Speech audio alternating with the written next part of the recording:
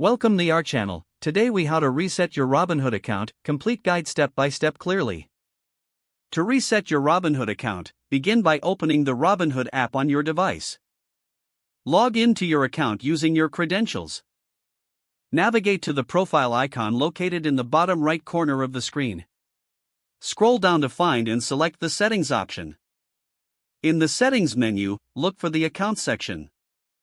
Tap on Account Information to access your account details. Next, locate the security settings within this section. Select the Reset Account option. You may be prompted to verify your identity. Follow the on-screen instructions to confirm your identity through your email or phone. After verification, you'll be guided through the process to reset your account. Be aware that resetting your account will log you out of the app temporarily. Once the reset process is complete, log back into your account. You might need to set up security features, like two-factor authentication, once again. Finally, review your account settings to ensure everything is configured correctly. Your Robinhood account is now reset and ready for use. If the page does not load, refresh the browser or try again in a private or incognito window. Make sure you are using the correct email address, then retype it carefully to avoid small typos.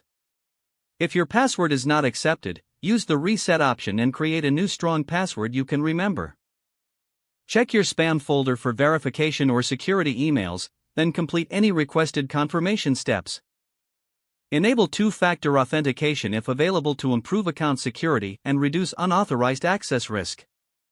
After signing in, review your profile details so your contact information and settings are accurate and current. If you see an error message, note it down and try again after restarting your device and internet connection. Log out when you finish, especially on shared devices, to keep your account and payment information secure. If the page does not load, refresh the browser or try again in a private or incognito window. Make sure you are using the correct email address, then retype it carefully to avoid small typos.